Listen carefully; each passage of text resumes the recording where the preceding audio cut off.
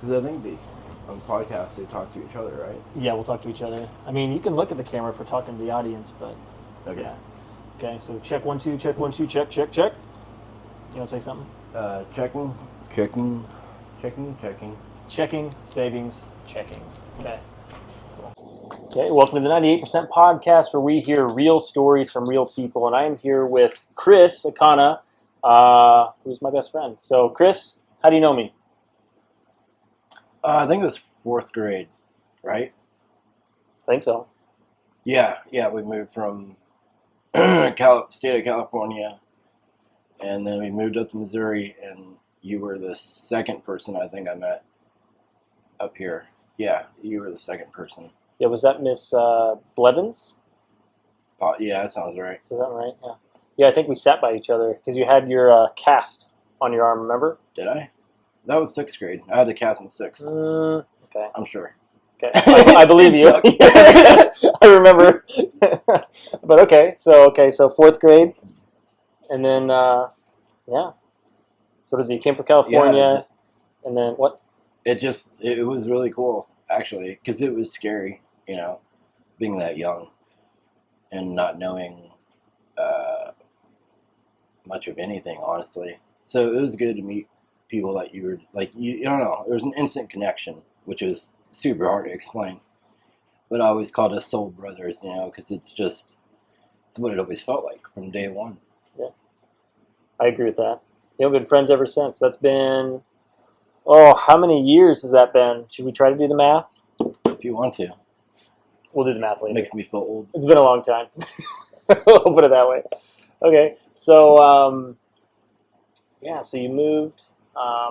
What's one of your most memorable stories that we've had together? Together? Yeah, I'm not sure on that one. So many. See, the stuff that I go, the stuff that makes me laugh, it's the stuff when you get hurt, and then, like, it just makes me laugh for some reason. It's like the messed up stuff. Like, when you hurt? When you cut your thumb open. Yeah, well, you weren't with me when I did that. I was there. I just wasn't there. Oh, yeah. Like, your dad was like, go get the blade for me. Yeah, you're like, I got it. Yeah.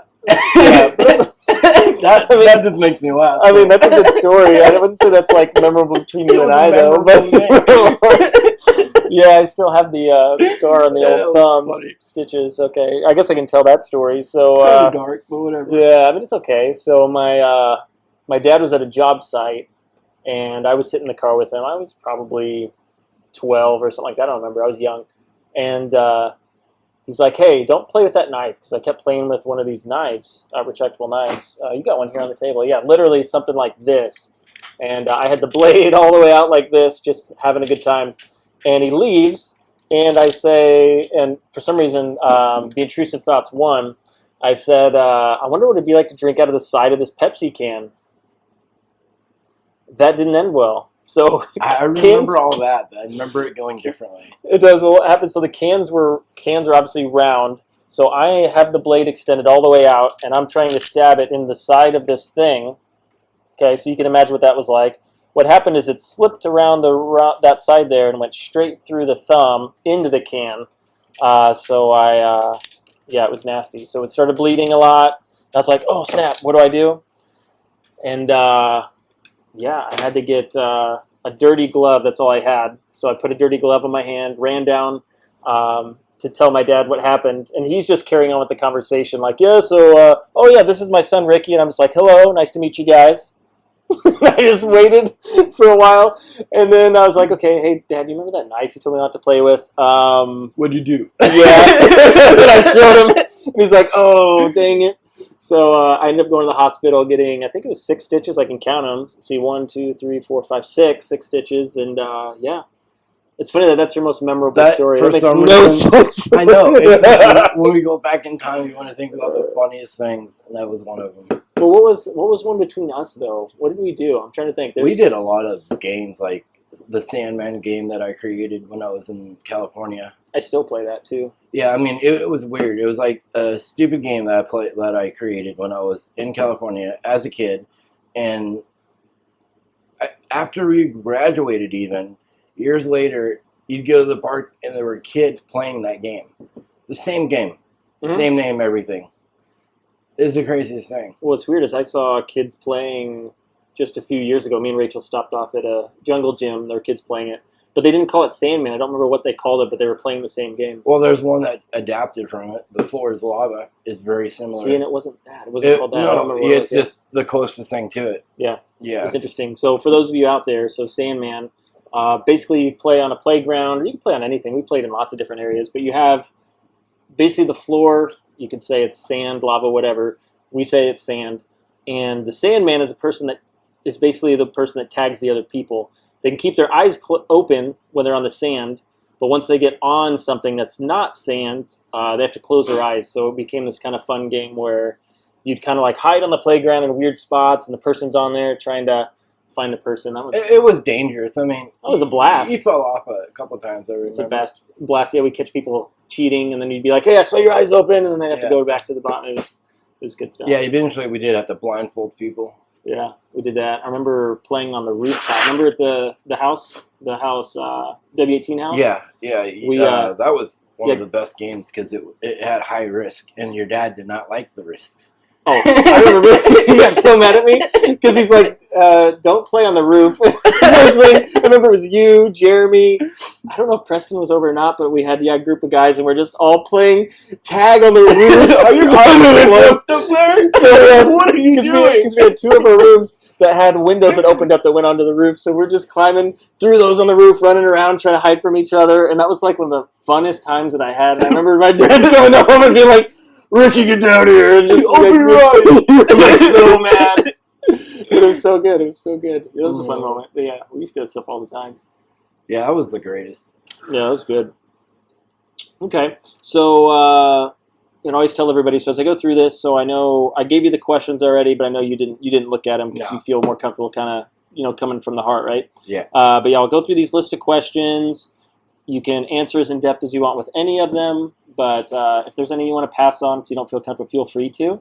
But yeah, basically what we're doing is we're just getting to connect with you as a person. So we'll kind of rewind a little bit. So what was growing up like for you? Oh, it was awesome. The early years were awesome. Not, how do you say that? California was fun, obviously. You make believe, pretend like you're Power Rangers. That was what we did. Mm-hmm. I mean, we draw our suits and everything, and I was really athletic, and I used to jump those big wooden fences that are 8 feet tall with ease. Just jump right over them, like grab them and jump. Thought nothing of it. And then we get to Missouri, and eventually, I don't know if I should tell that story. Well, anyways, I'll tell my end of it. Okay. Some of the family wasn't too happy about it. You go from the city, because we used to live in the Bay Area, and then to the middle of nowhere in comparison. And Mama wasn't too happy about that. It's a culture shock, though. Yes, it was a huge change for her. It was amazing, though. It was the best thing that we did, honestly. Because eventually we got four-wheelers and stuff, and that was, oh my God, what a way to grow up. There's so much to be told there, though. So with four-wheelers, you hand a four-wheeler to a kid, it gets crazy. And we had a few rules, like 2 or 3 rules, and that was it. And we learned along the way. And thankfully, thanks to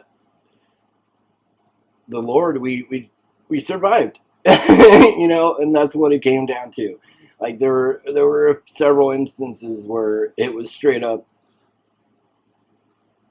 divine intervention just to save our lives, but it was fun. I mean, it teaches you so much about so many skills that you wouldn't expect throughout your life. It was the best. It was the absolute best.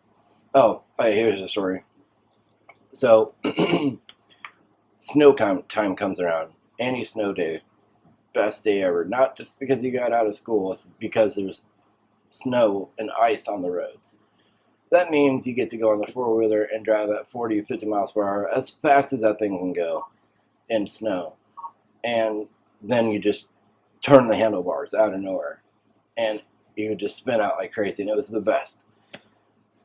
And we used to pull each other on the sleds. I was never really fond of being in the sled, but I like pulling people. So it wasn't really my gig. But I do remember it being kind of messed up because we started with, I think Jeffrey was the one that started it in the sled. I can't remember for sure. And then eventually we're like, we don't like this too much. Like, it's fun, but it's really dangerous, though we have a good idea. So as messed up as it is, we went and got Preston. We were like, hey, buddy. He was a guinea pig for everything, wasn't he? Okay. Yeah. He goes, yeah, that sounds cool. I was like, it will be cool. And, yeah, it was cool. And it was funny as hell to listen to him scream back there as you're going 40 miles per hour, and then you just turn, and he just goes flying. Yeah, it was a good, like, 70 foot off of the thing. We were kind of crazy. Yeah, I got two stories around four-wheelers. So one, we had that really big snow that I happened to be stuck at your house on, which was awesome. I kind of remember we that. had we got like over a foot of snow, and I remember being like, I hope they cancel school tomorrow, and they did. So we got to have that snow It day. was 2.5, I thought. It might have been. All I know is it was a ton. It was a ton. I just saying 2.5 sounds ridiculous, but it was a lot. It was a lot. It was completely ridiculous. Yeah, it was like one of the bigger snows we had. But I remember we did the sled thing. You had me hop on the back of the sled. We were very careful with Ricky. You were. It was fun though because I had a good time. But I remember at one point I did faceplant off of the sled into the snow, and I got out and I had these like snots just hanging off because everything was frozen. I was like, oh, it hurt. Yeah, there was that story, and then I think one of my favorite memorable ones was you, me, and Preston decided we were going to go out at nighttime to go somewhere. Don't exactly remember. I know what you're talking about. Okay, yeah. So we hop on the four-wheeler, and I remember you guys would always like, you want to go out? And I was like, I guess so. It's 2.5 miles away, somewhere around there, maybe 3. Maybe, no, it's got to be more than that, right? I don't know. It was further than that. I just remember what we did is we hopped on the back of the four-wheeler. I believe Preston was driving.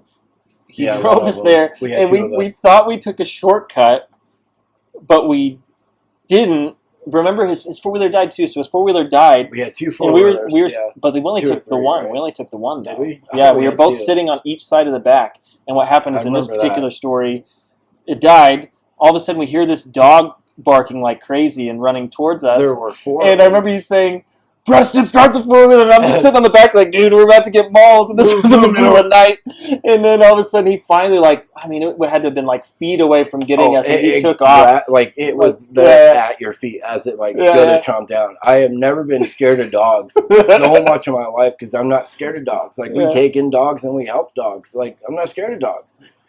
That was terrifying. We have like 4 or 5 dogs that are huge coming at you, and you're a kid, and it's who knows how late it is at night.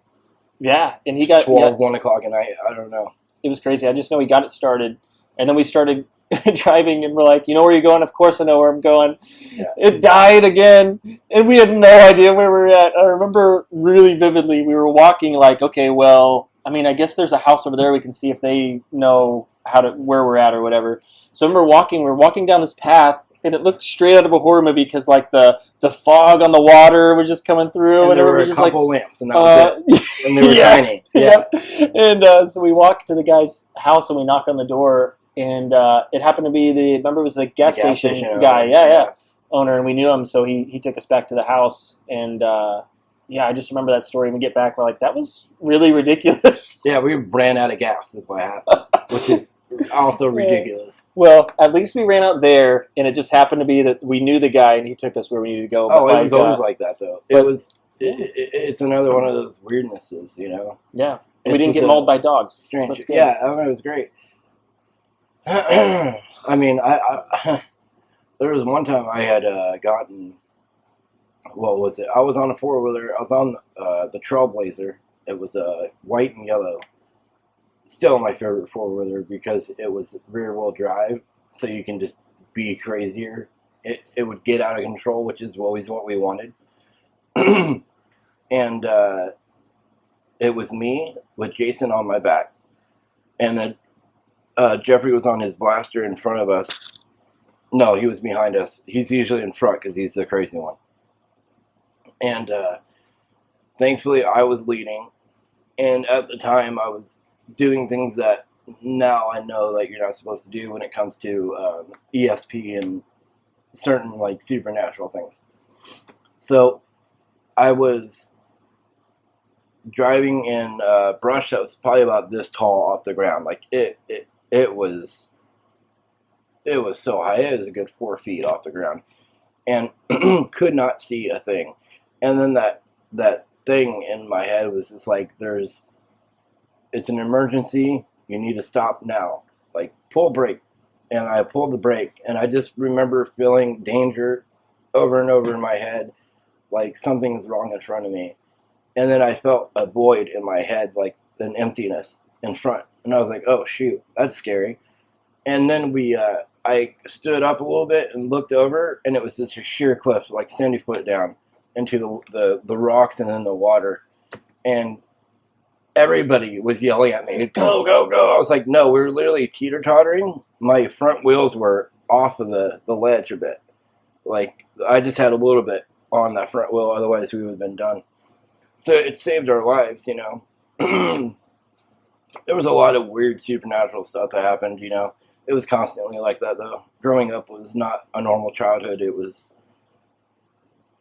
very different. You know, living in a very haunted house and doing the things I was doing, and it wasn't like witchcraft or anything like that. It was just me like exploring things because I've always been more sensitive to the spirit world, you know. So just it got weird. There's another story though. I don't know if I should tell it because I usually end up crying every time I go to tell it. So it's up to you. I like to tell it because it is good. Yeah, tell it. It was snowing and just so cold. I mean, the lake was so iced over. The channels were iced over to such an extreme. There were only 2 or 3 years that I can remember when we were down there where it ever got that bad. And this was year 2 or 3 of us going down there and messing with ice. And so the year previous, we had walked out in the ice, and I don't know if you did it with us or not. I can't remember. So it was always like me, Jeffrey, and Preston, or Jason was there, and like we liked having Jason along for a lot of reasons. And one of them was he wasn't just a good friend to us, but he was he saved our lives multiple times. He would just come out of nowhere. He was our little guardian angel that was in human form, you know. It was the weirdest thing. But anyways, we're walking on the ice. As kids, you think, yeah, this is cool, you know, no real thought of danger or repercussions. And next thing you know, it could be over. So we didn't think of it. Anyways, this lady got pissed at us for doing it because she knew how dangerous it was. So it kind of woke us up. So next year comes around, me and Jeffrey go down there, and he went out on the ice, and I told him not to. But then I think he came back, and then so I was sitting on the dock with my feet on the ice, but I was sitting on the dock, and one of the neighborhood dogs came over, and he was happy to see me, so he put his paws up on my back, which ended up knocking me into the water because he was so large. And I fell through the ice, and then that hypothermia, I remember the way it felt on my heart. It really, it's odd because it's like your heart, it's such a focal point in your body. All your heat and stuff seems to radiate from your heart. And I remember it was like in my head, because a lot of things were in my head when it came to how I see the world, because I don't always see the world like other people do. And I know it sounds like I'm crazy. But I remember even seeing the energy in my body being like drained. And that cold would just suck the life out of you so fast. It blew my mind to how fast. Like I was such a curious person. I always have been. And sorry, the pain got bad. And so that being curious like that, it got weird, because when I was in the water, I was so curious. That curious side of me kicked in, that it became like, that's fascinating. I wonder how long it takes for me to die. Not being aware, like, yeah, I'm actually going to die. It was like this disconnect for a moment, because I was just like, now I'm exploring the new, And then when I snapped out of that, I was like, oh shit. And Jeffrey was trying to help me out, tried more times than I could possibly count. It wouldn't happen. And then we thought, if I could just swim and he can break ice, I can break ice to get to the ladder, we can get out. But I had no energy by that point. And then I just remember when they say, like, your life flashes before your eyes, like, it's more like the people that you'll miss and that will miss you is more what happens. And then I was okay with it. I remember us, like, making eye connection and being like, that's our goodbye,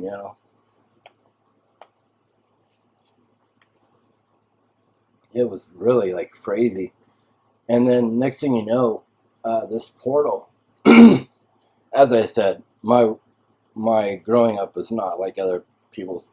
This portal opened up down the past the dock, just before the bridge.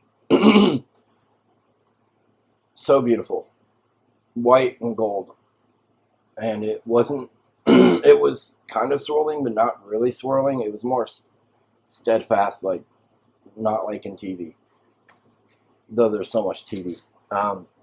So anyways, I remember being able to see a little bit of a city back there, inside there, and it was made out of gold. And at the time, I had no knowledge of any biblical things, really. I just knew Jesus was the truth, and that was about it. And I loved him in a way that I can't explain, but I didn't understand it. I didn't have a relationship. And I remember this angel coming out, and she made it from there to me in the blink of an eye. Like, she was just there, and she was just so fast. And then she didn't have wings that were physically attached. They were energy, and they would be there and they wouldn't be there. Like, she was, I think, showing me that it was her way of showing me that who and what she is. So she did this blue energy that looked like wings, and then it went away. But she wasn't standing on the ground. She never stood. She was always levitating off the ground, like, a good amount. And I remember when she spoke to me, it was telepathically. And it all felt natural. It didn't feel weird, that weird anyways. And I remember feeling the energy coming from that portal, and all it was pure, unadulterated love. It was so bad, I completely lost myself. I was not even there anymore. I was looking there, and that's where I was. That's all I wanted. And I remember her telling me, or maybe it wasn't her, I think it was Father that told me that. You can hear his voice through the portal. Because it happened so fast, and it was so weird. I remember somebody saying it was 33% of, like, 30 or 33% of my love. So it must have been Father. And then I remember her saying, be in the moment, don't get lost in it. It's not for you right now. And then she looked at Jeffrey and then entered him, and he like dropped and then rose, but he never fell off his feet, but his body dropped. And then he rose up, and I could tell that wasn't Jeffrey anymore. And the eyes actually glowed bright blue, like freaking vibrant blue. And I remember him just being so tiny and looking down at me, and I could see all this power inside of him, and being like, one more time. And I was just like, okay, okay. And then he just like reached down without grabbing onto anything, arm never bent at all, and grabbed my wrist, and then straight up and straight over, and then dropped. And then he dropped.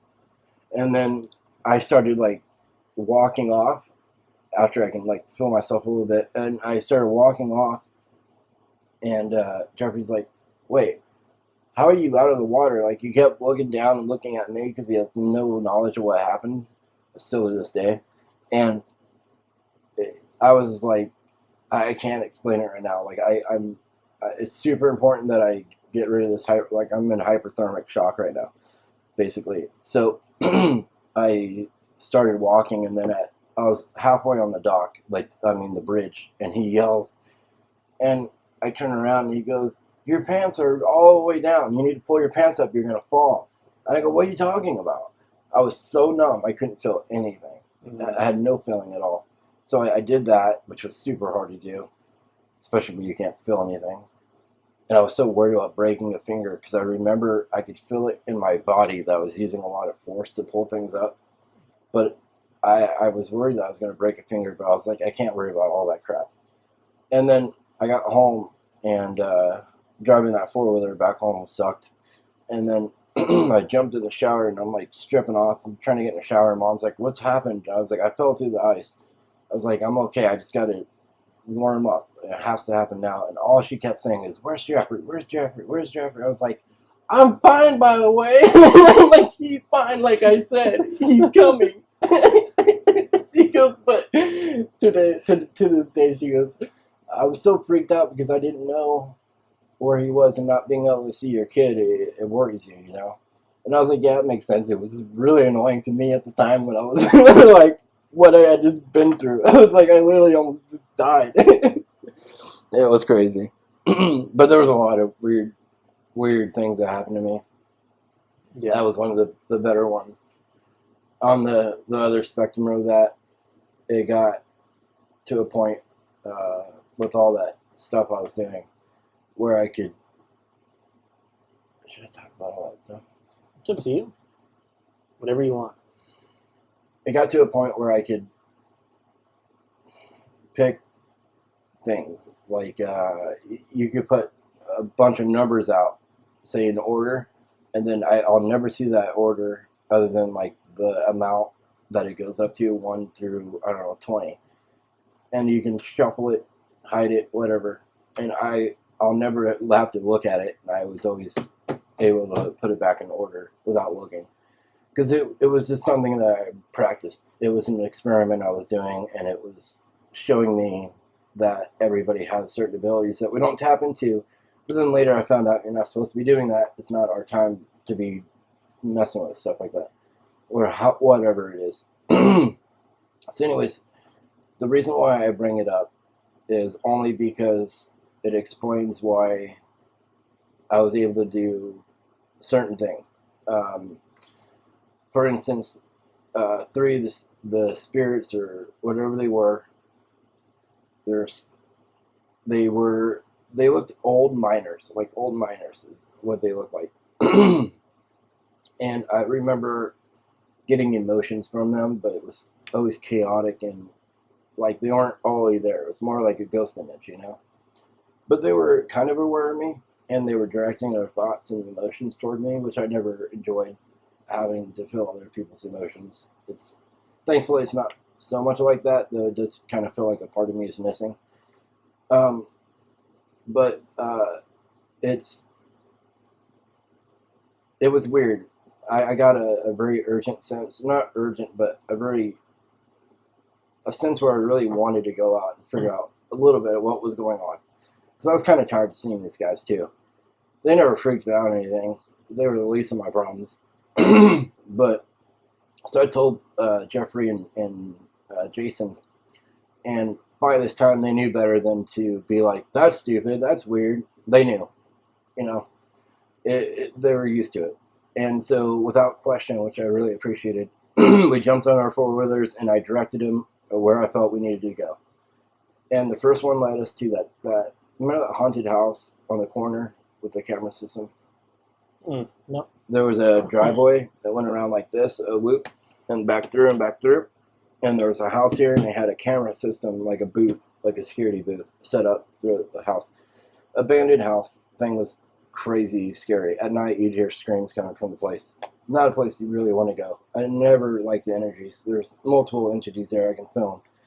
And I was directed there, but I wasn't just directed there. I was directed to that area. We ended up going to an area past it, and there turned out to be a bunker that was like half finished, or not even that really.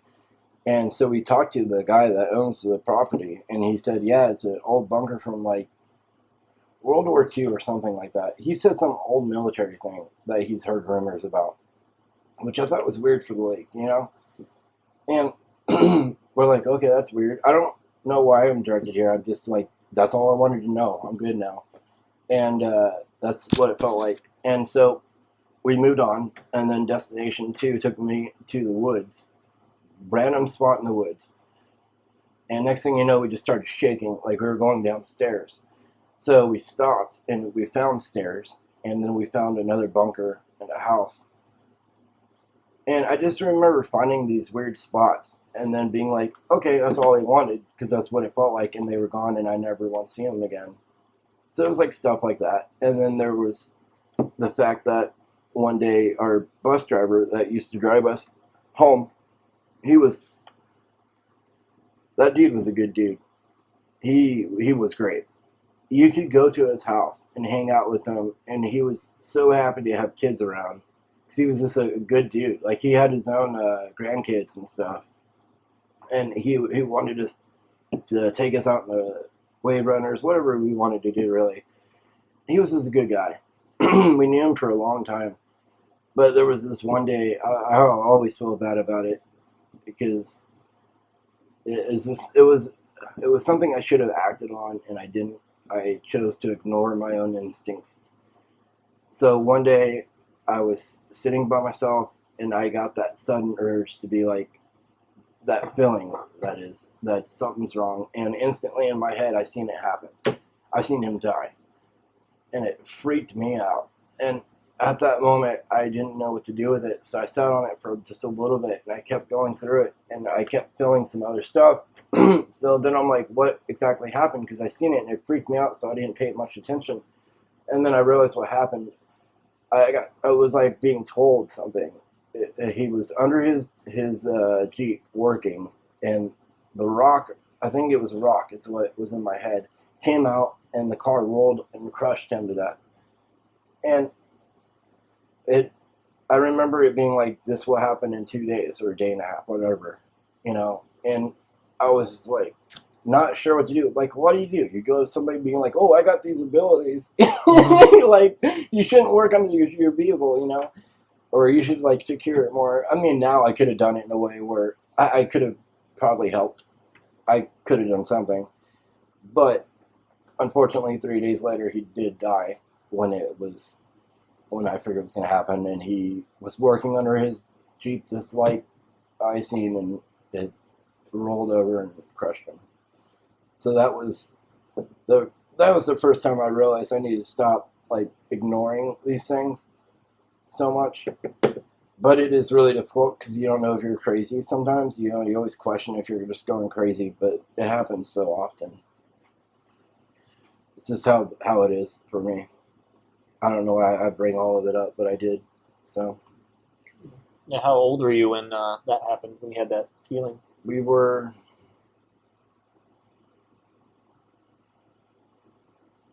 I want to say we were in...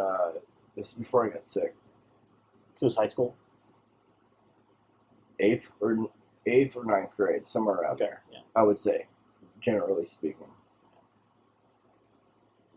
Yeah, you never got to meet him, unfortunately. Like, I think I had meant to take you down there to go meet him, but it was too late. He was this good guy. There was one time in 6th grade, after it was the day 6th grade ended for us, doing all those activities we used to do, it made me pull a muscle in my whole stomach. Like, the whole stomach got pulled. Mm-hmm. It was, at that time, I had never felt pain like that, and it was the worst. And I didn't say anything, really. And I remember sitting on that bus trying to get home, and it takes so long, and they have to go a whole. There's a Y where it splits, and they go left to drop off the majority of the kids first, even though it's faster to go right. So I had told him that I was not doing well, and he was really kind. And that was like the connection that we first made with each other. It was so kind of him to just go right instead. Everybody got upset, like so upset. Oh, you wouldn't hear the end of it. It was so loud, that scream. It's just like, you guys are so freaking, what is the word I'm looking for? Like, selfish, you know? Yeah. You can always go left. Go right one time. You're going to yell. But yeah, he was a good guy. That's why I ended up taking to him originally. Yeah. So how does it feel being gifted with that stuff? Because I know that's one thing I've always noticed about you is you've always had that type of connection with things. And, you know, I've always loved hearing the stories because obviously I don't have a connection like that, but I've always been curious what that has felt like for you. It's confusing. At its heights, you never really knew all the time if you were feeling your emotions or somebody else's emotions. You always knew because we have a connection that I know what your soul is like, you know, like you have an identity, so I know what it's like, so I can distinguish yours from mine. And I can with Jeffrey as well. And I guess I can with Mom and Dad, obviously. But everybody else, I really have a hard time with that. So it's just weird. It just makes it more empathetic to people, you know. You understand them more. Yeah. That's all. You just feel more. And there's just more input and more questioning what you're thinking, which isn't so fun. Yeah, I can see that. Questioning yourself all the time. Yeah, that's not fun. No. Dang. Okay, that's crazy. So I love that. So I love that they get to hear those stories too. So I always love when you share those. And some of those are new. Some of those I didn't know, but most of them I think you've shared with me before. Yeah, I don't talk about them too much. Like, I talk to you more about that stuff. You and probably Volcor than anybody. Because there was this, just real quick. Yeah. There was, me and Volcor are really good friends as well. And I've known him for like 7 years now. And we started gaming together. That's how we knew each other. Started to know each other, however you say that. And there was a day where I was able to start opening up to him more, was with that kind of thing, was when I had mentioned that I had seen a half man, half goat demon thing. Because he freaked out big time. And I was like, what's going on? And he goes, the way you're explaining this, it scares me to my core because I thought I was crazy. He's like, I was okay with that. I thought it was just seeing things and it was in my imagination. But he's like, now I know that it was real when I growing up. It was a fun story for him to tell, for me to hear, that is, not for him to tell, probably. But it was a good way to make a connection with somebody because it's a hard thing to be like, yeah, I believe you. And it's, if you're not in the spirit world, like, understand the spirit world, that is. You're not going to understand the natural world because things happen in the spirit before they happen in the natural. So it is what it is. You know, it's just like the bell, which is another thing that's interesting. We can talk about that later, though, if you want. Okay. So that kind of segues into, I think, the next question. So what's the biggest struggle that you've made it through?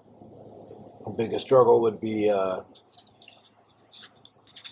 cancer number 2. But to give you context, would be when I was, how old was I? When I was 16, like I practically just turned 16, I got leukemia, CML, chronic myeloid leukemia. Yeah, I might not tell that story, just because it's a little bit embarrassing. Like, I normally don't care about that kind of thing, but I don't know. You don't have to if you don't want to. And then, it was bad, but it wasn't, like, the worst thing about it is the everyday pain that jump started. Because there's 100,000 things on top of it, you know. So, anyways, what was the question you asked me? I already forgot. A biggest struggle that you've made it through. So think it was January of last year. I went through. I was feeling kidney pain, and at first I thought it was a kidney stone, because that's as bad. Not as a, it's bad. Like, it's bad. It's not good. It feels like an organ has just recently exploded inside of your body, and this was worse. And so I called 911, and they got me, and eventually, well, not even that. God, it took like a week of sitting there screaming in pain every night and being in the hospital. And then eventually they released me within that week. And I still wasn't told anything. Nobody was visiting me, not my cancer doctor. Like, it was insane. Like, it was a fight to get anybody to help. And I had just got done doing a surgery, and he wouldn't come, and it was all kind of related. So, like, he should have been there. There was a lot of issues. It's always like that with people like this in the medical field. It's a shit show. And so anyways, I get released, and that day I get home finally, and it's like 3 or 4 hours after I was released. Pain started up again, but it was mild compared to what it had been. So it was like similar to a kidney stone, but I knew where it was leading. Call the ambulance again, get put up there, and then like a day and a half, something like that went by, and they were like, we're sending you to St. Louis. And I'm like, okay. I'd like to get the hell out of here anyways, because this place sucks. It is horrible. It just is, you get left there. Nobody talks to you. Nobody visits you. Nobody tells you what's going on for over a week. You know, like, that's insanity. None of your doctors come to see you, really. Like, we finally got one of them to come in, I think it was, but nothing came of that. Like, it was useless. And as I get wheeled into the ambulance, they tell the ambulance driver and stuff to not give me medication on the way up there. And they just go, what? And they're like, are you sure? And they made a big fuss about it. The doctors were, as usual, like, being total assholes about it, which I don't understand. It just doesn't make sense why you behave that way. And I remember going like a quarter of the way or so, and at one point the guy that was back there taking care of me, he goes, dude, if you're in pain and it's bad enough, like, I'm giving you pain meds. I don't care what they say. And I was just like, you're a good dude. Thank you. Thank God I was okay. I mean, the only thing I wasn't okay on was a rash was forming. And actually, I might give you the pictures. Mm-hmm. If you decide that they're okay to put on there. Yeah. You might be interested, because the rash was insane. Yeah. The rash was so insane, it took another division to come over because they thought I had been out of country or something, because you only see this kind of thing in Africa. And, which is super typical of me. Like, even the CML, for somebody at my age and everything else, it was like, yeah, that's not normal. It's super unusual. And then, so the rash was to my stomach and all the way to my toes. And it turned out to be vasculitis, which it didn't hurt. It was fine. Like, I had no problems with it. It was just red. It looked like a crab. Like, literally, it kind of was like a sci-fi movie or something. Like, you know, you're transforming into an alien creature. It's like Animorphs. Yeah, it was really funny because I kept making fun of it. And the doctors kept coming in. Can we see it? I'm sorry, there's like 6 people here, but this is crazy. You know, and eventually they got to know me well enough. They're like, I know you don't care, so is it cool? And I'm just like, yeah, document whatever you want, because it would help them out in the future for somebody else anyways. Yeah. And I was never shy. I just don't care. And people get too hung up on weird things. So,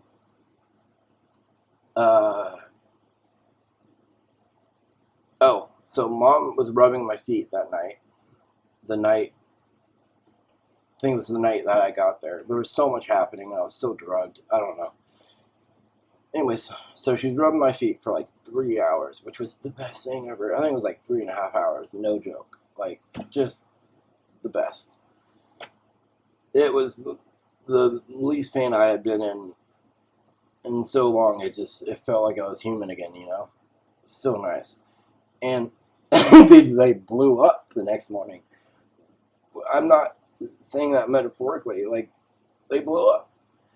So it's the individual pores, every one of them, which is thousands, blew up, mini explosions. So my feet were not well anymore. And I couldn't walk very well, obviously. Thank God the bottom of my feet were perfectly fine. Like, not a rash, nothing at all. Makes no sense. Act of God. Could not have ever walked, like, for who knows how long. It took months for my feet to heal. They still don't look right. And,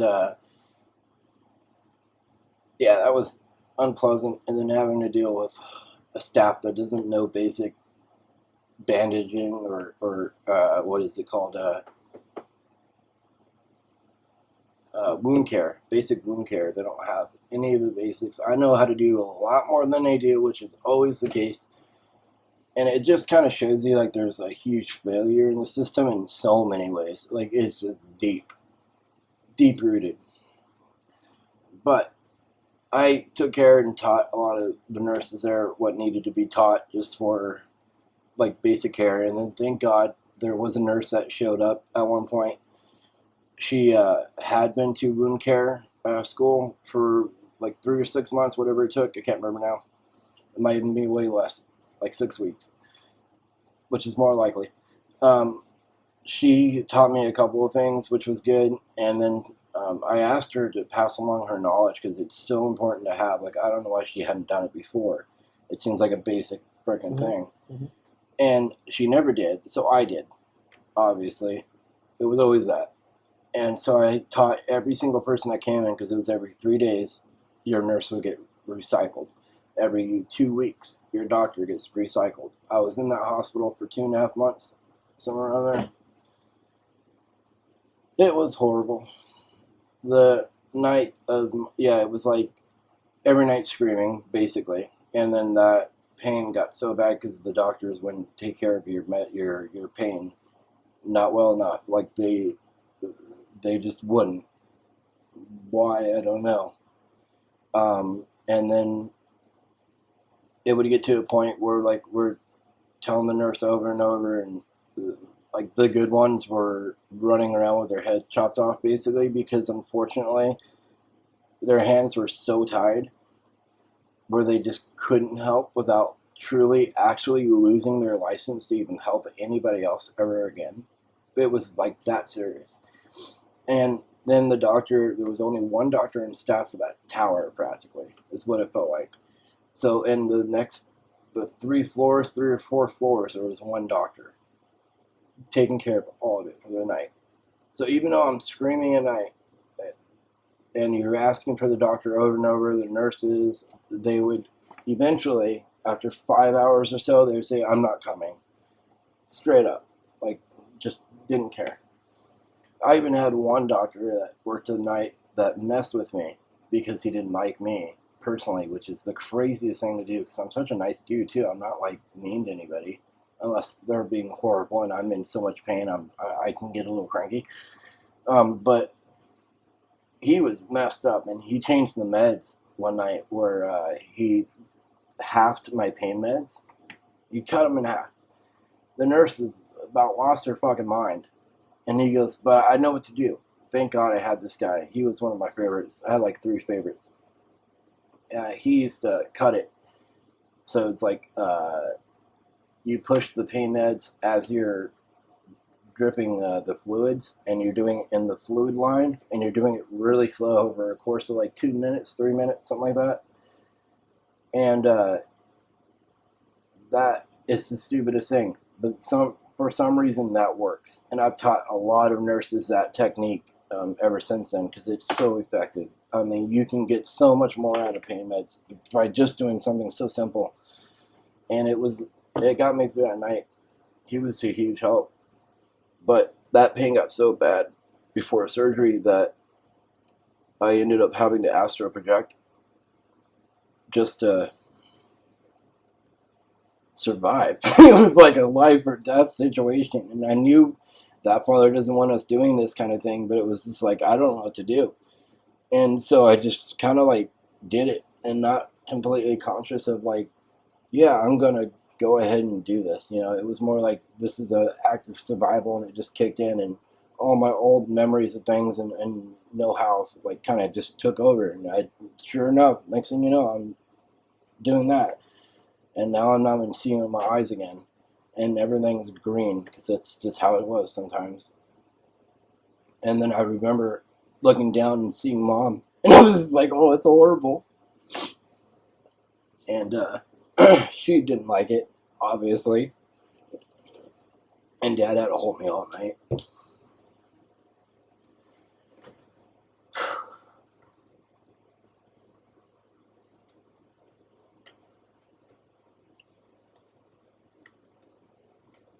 So without somebody like physically grabbing you and pushing on the spots that hurt, it was not a situation you can like manage. It was another one of those things where you're just losing yourself. You're just pain, and that's it. That's what exists. Thankfully, at that time, being in the state that I was in and the medication, I was able to be very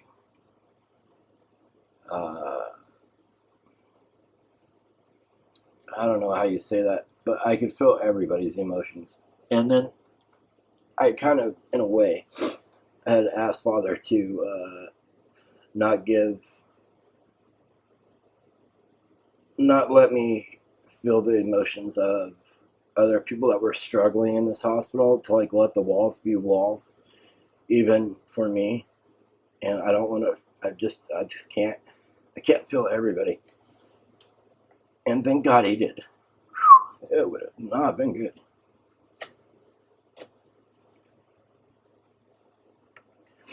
But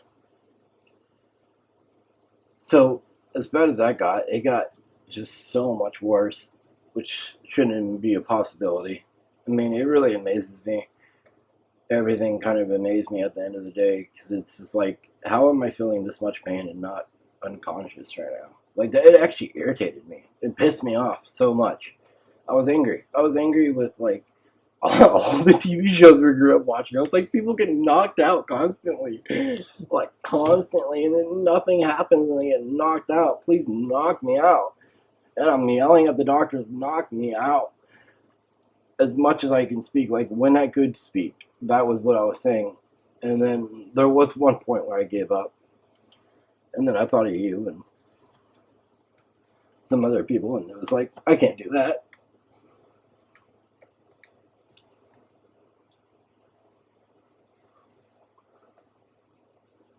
But it was the surgery that really got me.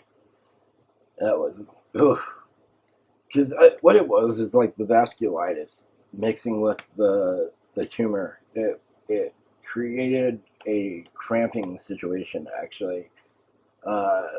Something to do with pressure, I think. I don't know all the ins and outs because I choose not to.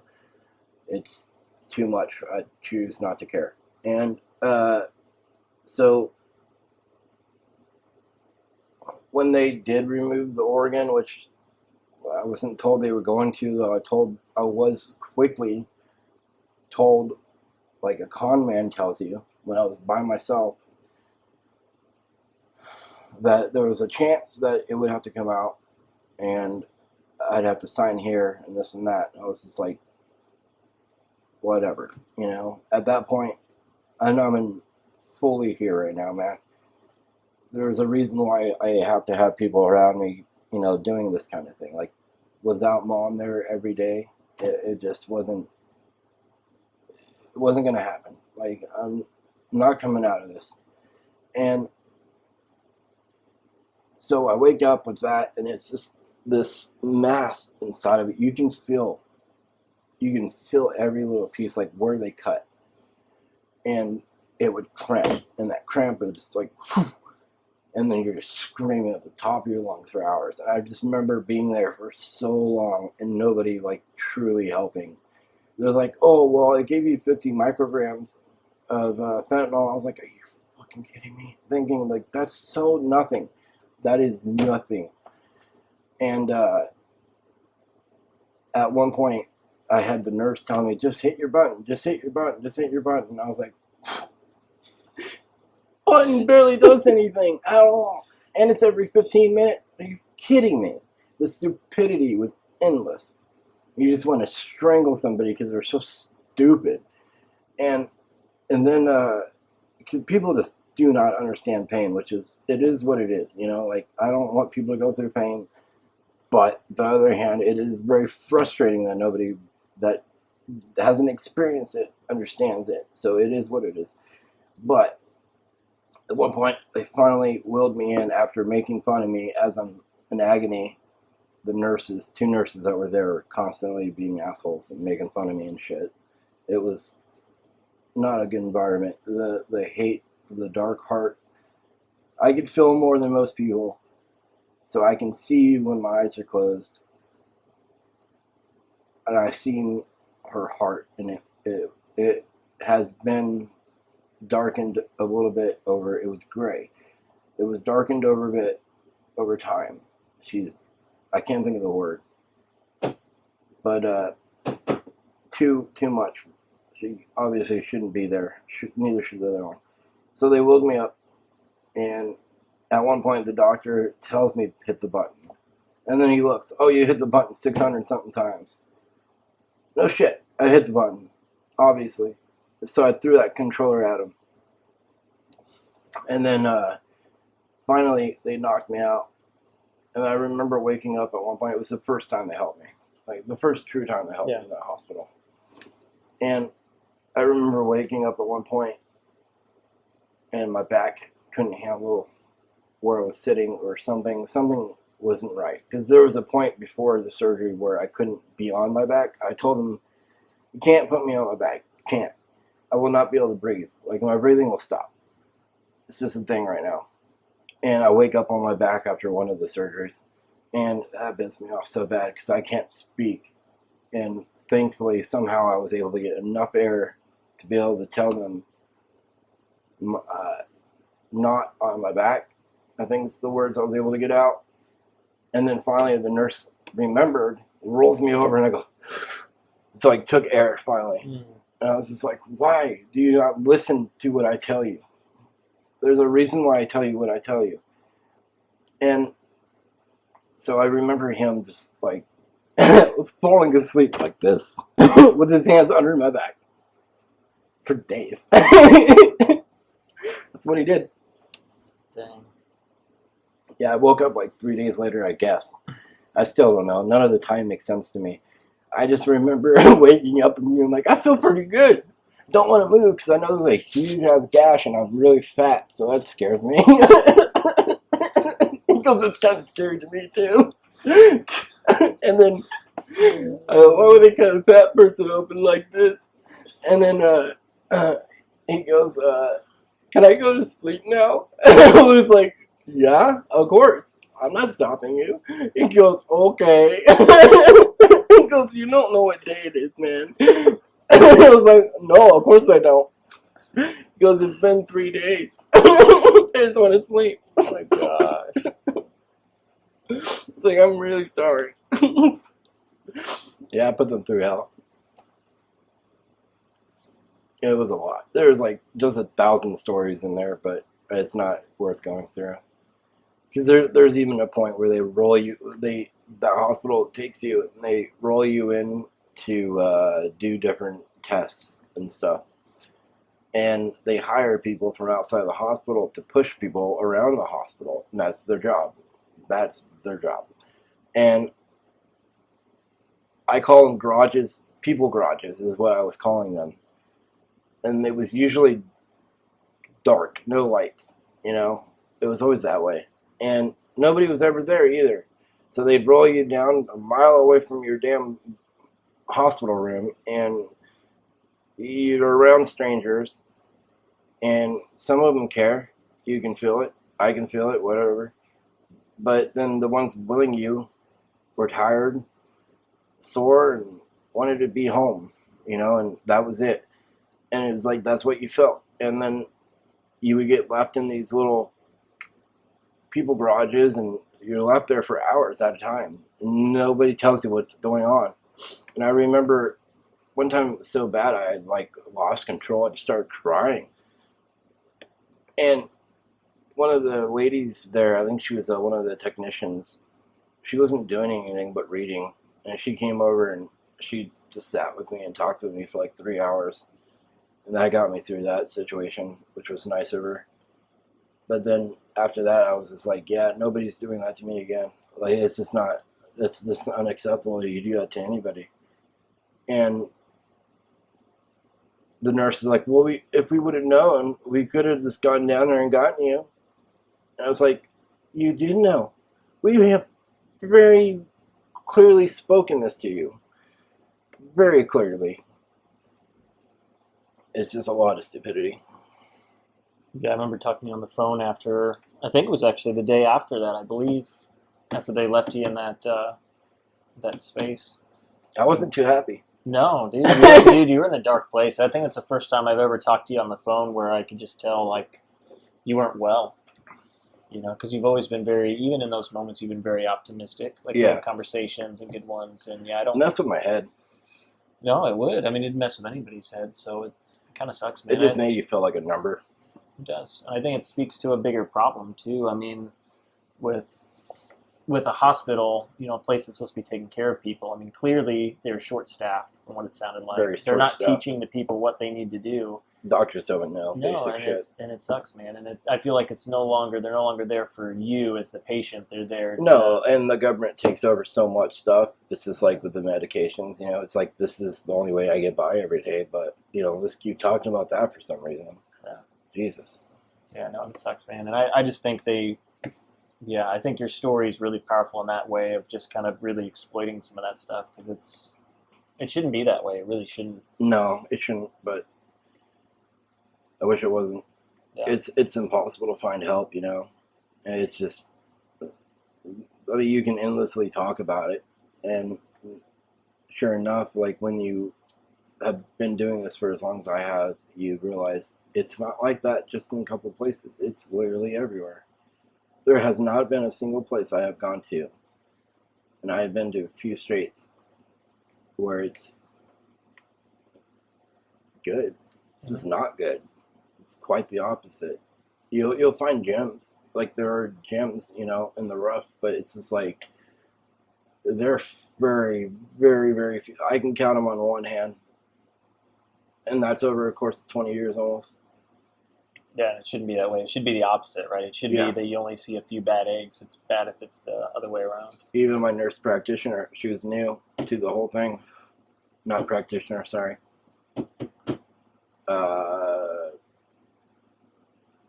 Not hospice, but the other one, I can't think what it's called, that nurse that comes over. Can't think what it's called. I don't remember. Anyway, she comes over, and she's new to the whole thing, and she was like, she tries to help, like, she was trying to help.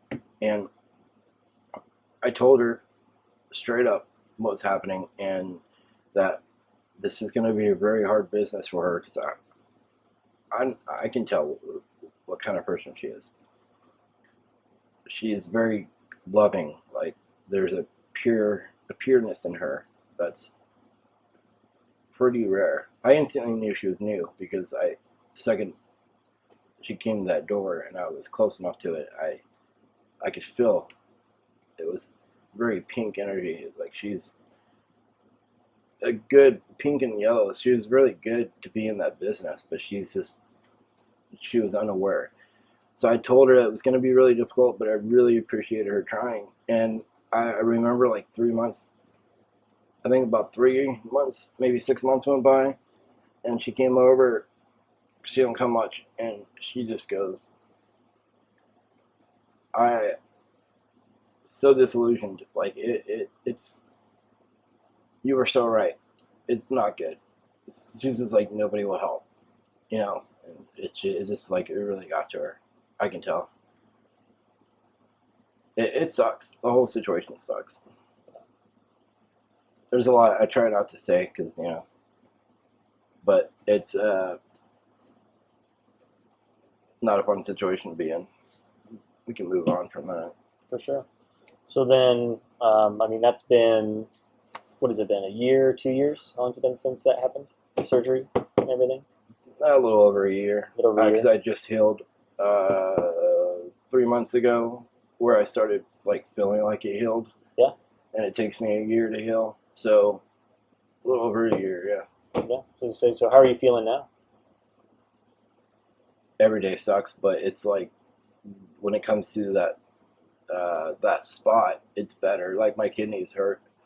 I say kidneys because even though I have one now, it's like phantom pain or something. And when the left one triggers up, the right one that's not even there anymore likes to trigger up sometimes. Or it's just the right one sometimes. It's weird. And then just, having the 100,000 other issues on top of what I have. So to put it into perspective, it's so much stuff where I had 4 or 5 doctors, I'll say 4 to lowball it, come in independently on their own and say they were going to stop looking for issues and everything else for like stuff because I have so many elements that they can't keep up. It's just too much to treat. Because I have 2 of the elements, or had them, I don't know anymore. I don't know everything I have. But 2 of them were so unbelievably rare. They were like the African one that he's like, I can write whole papers on you. And I might. He's like, I seriously might write papers because this doesn't happen. And he's like, so hopefully you don't have the third one. He goes, it comes in 1, 2, or 3. And if it comes in 2s, it usually comes in 3s. And he goes, if you got the third part of this disease, you're going to go blind. I was like, oh, that's a nice thing. That's fantastic. So there was a lot of, like, a bit of worrying about that. But I was just like, whatever's going to happen is going to happen at the end of the day. I just have to adapt somehow. But it's, I can adapt easier if I had help from a lot of, like, more help. Like, I have help now, and I'm beyond grateful for it. Because it just, I don't get through my days without it. But more assistance, like, that would be good for everybody. There's people, there's a kid last night I was watching, he has no bottom half of his body. He made that decision. I believe he was the one that made that decision. Not a decision I would have made.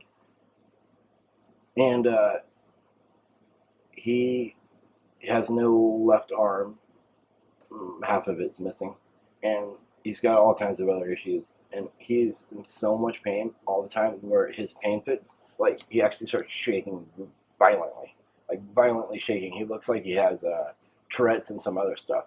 Yeah. But it's just the pain. And he starts pouring sweat like I was. And I know that. Like, I know that. And I do not understand how he's doing that daily. Like, I don't get it. Because I know what that is. That's when I'm screaming. And that's not voluntarily. It's just happens. So that one broke my heart. What I think's really neat to think about, though, at the same time, is like you've kind of made it through, like, the odds. You kind of beat the odds. Because what were they giving you? They were giving you, when you initially got leukemia, they only gave you what? Oh, I don't know. It was crazy. Yeah. Didn't they say you'd be? I mean, they said you wouldn't make it past 30 at least. I remember you saying something like that. Well, it was way less than that. Well, I was number. Well, I'm 5. I was number 5 of the first 5 patients to be put on the first chemo drug that's like pill form for leukemia, and now there's, I don't know, 4 or 6 different medications out there, something like that. And I'm not even on that one anymore. Thankfully, it's been changed. It was Oh, it was horrible. I remember telling you all the time, like Yeah. every time my body literally stops my arm. Like I don't have any more control in my arm when I go to take my meds sometimes because it knows that this is poison. Like you can feel it. Yeah. And thankfully I don't have that same reaction with this one. So it is better. It's just nothing was good about the whole situation. Yeah. It's just cool that you're still here, you know? Enjoy all the moments we get to have. And like I was saying earlier today, like it's I mean, you seem healthiest I've seen you in a long time. Yeah, I lost like 90 pounds. A little more than 90 pounds. Because I was at, what was I at? Like 343 or something like that. And then I had lost, I'm down to 252. No, 240 something. 248 or something like that. I don't know. Yeah. No, I mean, you look healthy. I mean, even cognitively, you seem healthy mentally too. Yeah, it doesn't feel that way to me. I think if you talk to D, he would probably say otherwise. It feels like the dyslexia and the ADD are really working against me at times. Which is interesting. That's not what I'm seeing, at least from my perspective. So. Oh yeah, I always lose like even basic words. Like before, I literally lost the thought. Like I couldn't find the word what, and I couldn't find the word they. Like they were just gone. Like I couldn't remember what they were. You know, It's annoying. But when you have those two conditions, that's what happens. It's basically your intelligence stays intact. There was a rocket scientist that has both of these conditions as well. And like he says, your intelligence stays intact, but what happens is basically like running a slow processor. And so it just takes longer to find information, and you tend to like lose information, though it is there, and you can tell it's there. It's like a physical thing. I'm just about to reach it, but then it gets super dark, like pitch black, and I can't see. But I know it's there, and now I can't quite reach. Like, I physically can't reach it anymore. That's what it feels like in my head. And it's really frustrating when that happens. It happens constantly.